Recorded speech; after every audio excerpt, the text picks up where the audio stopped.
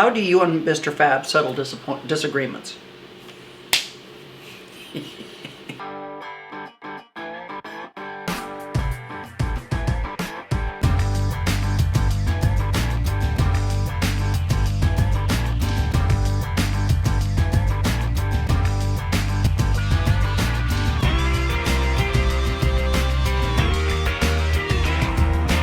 Hey, peeps! Guess what today is? What is today? Q&A day. Q&A day. We've been gathering all of the questions. So many questions. You guys want to know so much? Not really any personal ones though. No, they were good with no personal I know, ones. I'm like, you didn't ask. But I was waiting to see how often does Fab have sex? Okay guys, so I have some questions saved on my phone. I printed some out right here. Ooh. Oh my god, this is a deep one. Tara Ritchie. This is deep. Okay, Uh-oh. My question is for you, Teresa. If you could choose one thing in your life you would have done differently, could change, or have done sooner, what would it be and why? Well, definitely if there's anything I could change, I would love to have my son back. Mm-hmm. And you know, I used to barter with God. I did. I would barter with God in the early days. I'd be like, okay, God, I'll give up my Rolls Royce if I can just have my son back. Okay, God, I'll give up my house, my Rolls Royce. I'll give. I was literally saying, I will give up everything and I will go live under a bridge. Mm-hmm. Just give my son back. Mm-hmm.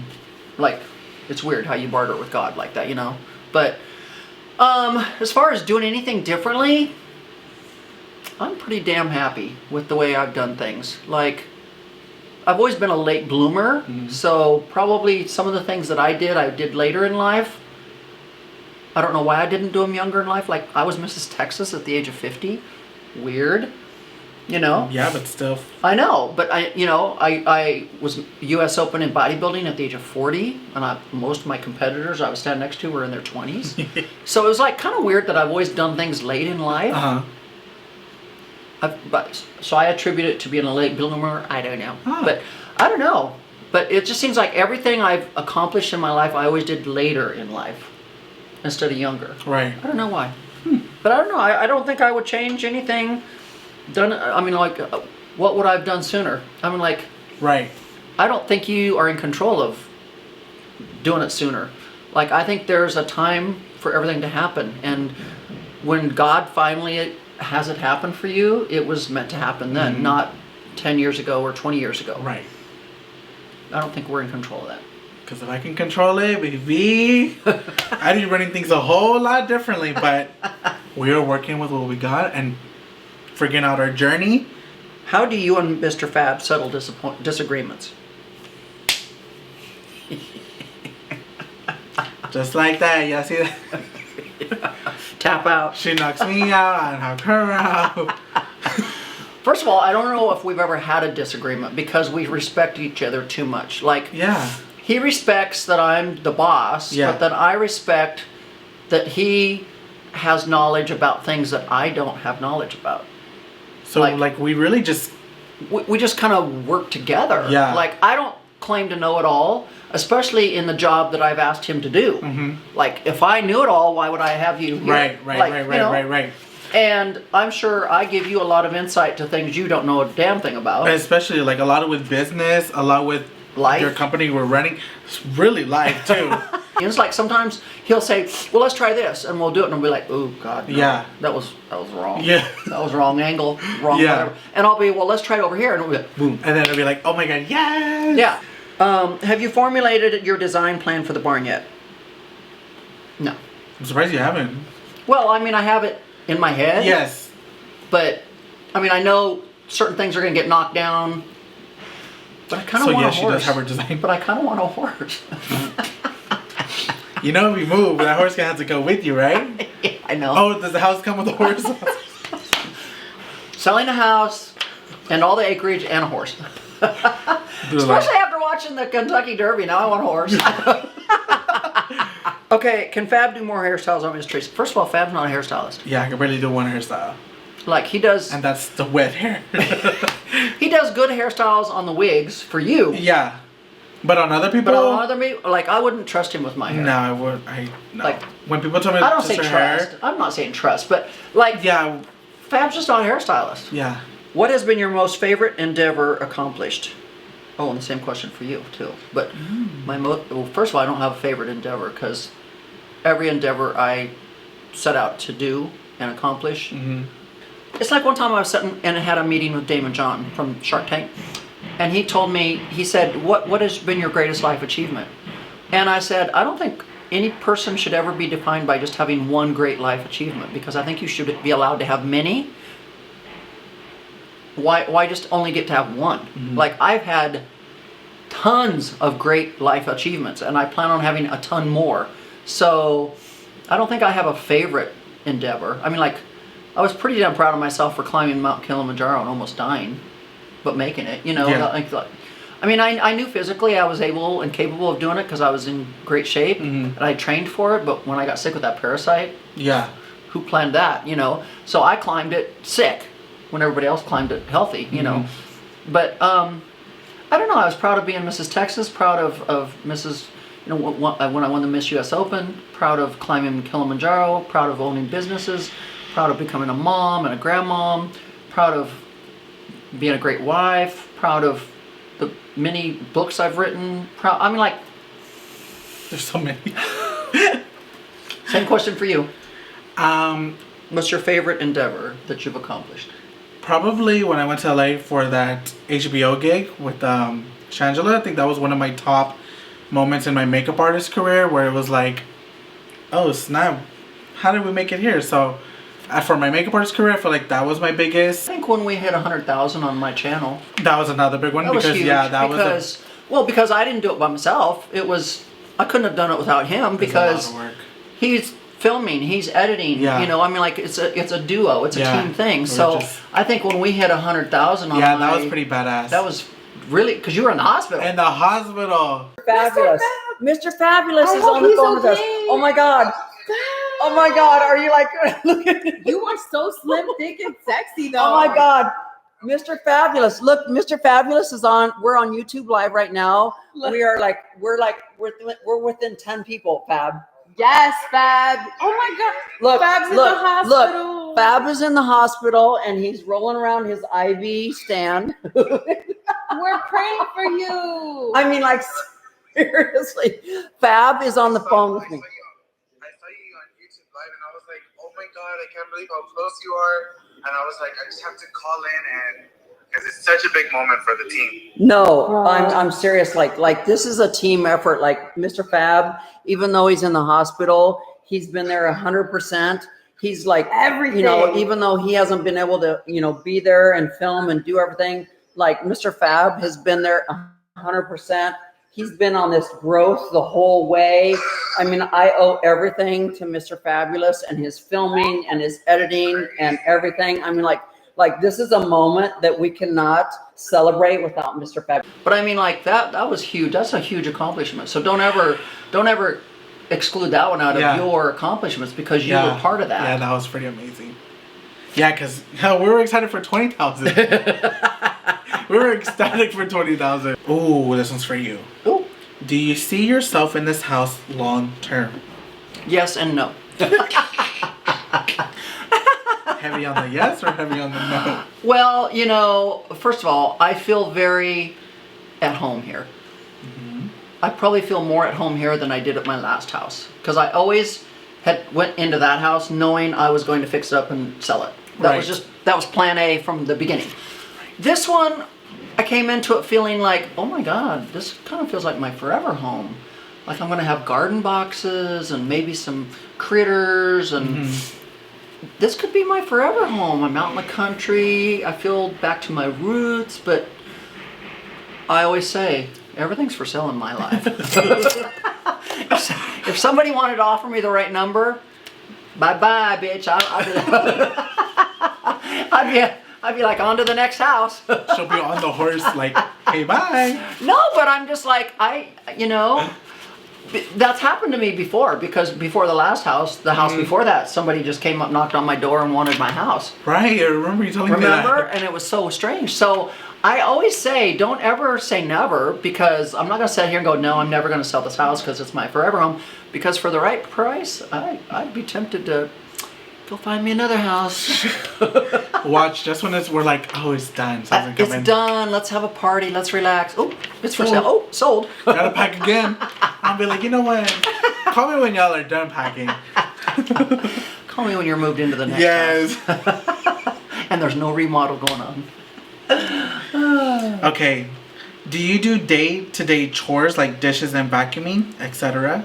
Yes. I know y'all don't believe that, She but does it all, guys. every morning I do dishes. So whatever I dirtied for my coffee and my scrambled egg, oatmeal pancake thing that I do, I always wash all that up. So that's always clean. I've always got my little hand vac. Yes. And I'm always sweeping and mopping. I mean, like, yeah, because first of all, you have to understand we're under remodel, so it gets dirty, and I can't handle dirty. I don't do dirty. Okay, what was the most difficult thing you had to overcome recently since moving and everything? What was the most difficult thing here that you had to overcome? Put my husband back in the hospital, probably. Yeah. Well, just because, doing the remodel is one thing, Mm-hmm. but,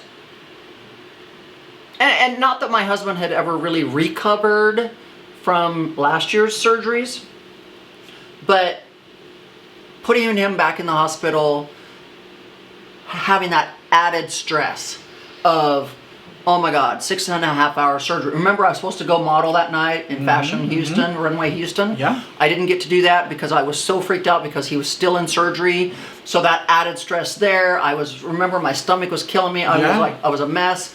Then he was in ICU for 5 days, more added stress. Oh my God, now rehab again, 2 more weeks. I mean, like, so I think the thing that I've had to overcome the most, if that was the question, is just putting my husband back in the hospital again, knowing that we're back to square one again.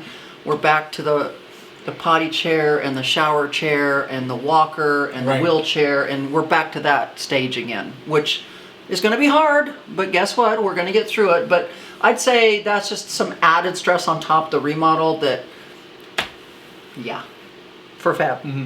Where do you see yourself in 5 years?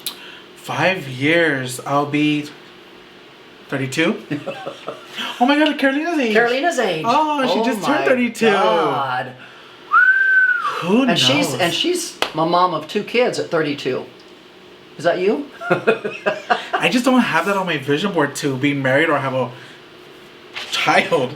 Like, not in my vision board for like the next 10, 20 years. I don't even see you having a dog. Oh, a doggy, yeah, but I couldn't take care of it. No. I couldn't take care of it. No, that's what I'm saying. I can't even envision Fab taking care of a dog right now. No. I want one. I want one so bad. I know he wants one, but I can't. But no, even my mom tells me, she's like, no, you're not getting a pet. Do you get recognized since working for Teresa? Yes. Many of times when I'm out, when I'm shopping, grocery shopping was the last time someone came up to me. They were like, oh my God, Fab, where's Teresa? I'm like, girl, she's halfway across town. Yeah, she don't live with me. But yeah, that's the most, and I love it because they're just like, oh my God, I love you guys. I love watching the videos. And I'm always like, tune in Monday, Wednesday, Friday. So I love it. What are the best parts of your job, and what, if anything, makes it difficult? The best parts, baby, is all the stuff you throw away. The best parts of stuff I throw away? You walk into my room, I got this desk over here. Teresa's I got house. this table over here. Literally, it's like her whole layout. No, the best things is just the stuff that I learn, and just the knowledge, and it's just the way I'm being molded into the person I am. I'm just like, I just love that. Like, I feel like I'm just growing here, and it's not like, you go to a job and you're just like, you're there, and it's like, oh, when's it over? You're not getting nothing out of it really, but your paycheck. With this job, it's so much more than what I do. I feel like years from now, I'm gonna look back and be like, there was a reason she had me mowing the grass. There was a reason she had me chopping down that tree. There's a life Remember lesson. when it fell on you? And the very next day you were in the hospital. The very Sick. next day, It had nothing to do with cutting down the tree. something was in that bin. Something was in that branch. I see how great you guys interact with each other. Would you consider Teresa a friend rather than a boss? I consider you my angel guardian. Like that. There's like so much more than a boss, a friend. It's like just literally like just Angel? Like, It's like I'm the boss or your boss or whatever, but I mean, I consider us friends, but I don't know. It's kind of like I'm his boss, his second mom, third mom, whatever. Friend, a mentor. I mean, I feel like there's a whole bunch of things I am. Yeah. It's not like just one thing. But in the same course, I have to, there's a very fine line I have to, like, a friend would be like, Fab, you need to do this, blah, blah, blah, blah. And Fab would not get offended when that friend would tell him that. Right. But as his boss, if I try to say to him something, like, okay, let's not even buttercoat it right now, okay? Let's take your weight, okay? So, as your friend, I want to say, okay, Fab, I think you need to lose 30 pounds and da-da-da-da, and you need to do this and this and this. Well, he gonna look at me and go, I don't even want to go to work anymore. She's gonna tell me every day when I show up for work, she's gonna tell me how much I need to lose weight and how much I need to do this, you know. So I have to toe the line very carefully, because as his friend and as a health club owner and a personal trainer and all of that, yes, am I concerned about his health, and am I always going to wish him the best when it comes to his fitness and health journey? Yes. But I can't be that person that every time he comes to work, I'm right here in his ear, because then he's going to be like, I don't even want to go to work today. I know what she's going to say today. She's going to harp on me. What did you eat? How much did you work out? You know? And so I don't want him to get to the point where he doesn't want to come to work because I'm nitpicking and nagging at him so much about his health and fitness. I'm here. I'm his mentor. I will help him any way I can, and he knows that. Yes. But Fab's the one that's got to do it. Yeah. So it doesn't do me any good to harp on him every single day when Exactly. he knows. Because baby, I got the best trainer right here. For free. I just be like, do you know what kind of work I'm gonna do? So it's just kind of a fine line. I mean, like, and I've spent lots and lots of months training you, teaching you, showing you how to eat right, like the stuff I never knew. But it doesn't do me any good to sit and gripe and holler and bitch and moan and nag every single day, because I don't want him to hate his job, because, you know, so it's kind of a fine line. Yeah. Because you just kind of like as his second or third mom, I'd be right here. I need you to do this today, and I want you to do this today, and you're like, I don't even go to work today. So, okay, both you and Fab have brilliant white teeth. What whitening products do you use? Do you sponsors reach out to you, or did you reach out to them? First of all, my teeth are not sponsored by anybody. I paid a lot of money for these teeth. So, funny thing is, when I was getting ready to be, I was Mrs. Houston actually. This was 2010, January 2010. I was Mrs. Houston, and I had great teeth already. Like, I was the only child in my family that had perfect white teeth. Yeah. Never had to have braces, nothing. Like, I had perfect teeth. Like, literally, I could flash up a picture right now of me with great teeth. In my 20s and 30s, I had just freaking amazing teeth. But all of a sudden I was like, oh my God, I'm trying out to be Mrs. Texas. I need even better teeth. So I went to Dr. Scott Young right here in the state of Texas, here in Houston, in the Woodlands, and spent, I don't know, $25,000, $28,000 for veneers, top and bottom. So these teeth are permanent, forever white. Yeah. And I said, I want the whitest white.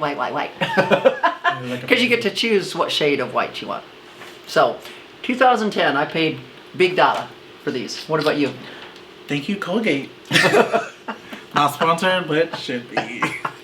Where's that t-shirt? You're supposed to have that made by now. If someone offered you a high price for your ranch, would you consider selling? Well, hell yes. Like I said, everything's for sale. You want Fab? Now I know to be. Now I know to be ready, because someone could just come up and take it, and I'd be like, highest bidder. I'll be looking for another house.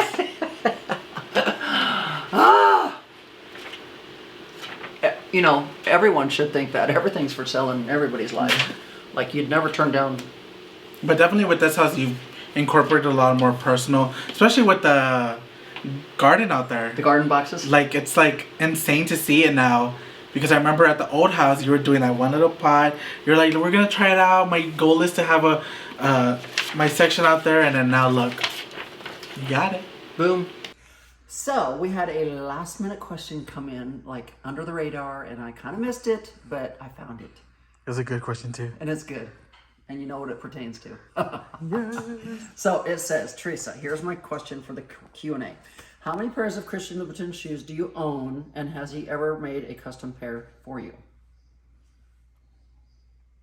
Should we count how many I have? I'm going to flash a picture of the old wall. Remember The that old whole wall? So at one point I had over 75 pair.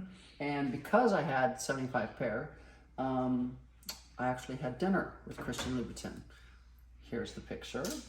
And it was kind of funny because the dinner was at Saks Fifth Avenue. And I was not supposed to be sitting at the table with Christian Louboutin. And I was sitting off to the side, and all of a sudden this gentleman comes over and he says, Mr. Louboutin requests your company at his table. And I was like, what? Well, what?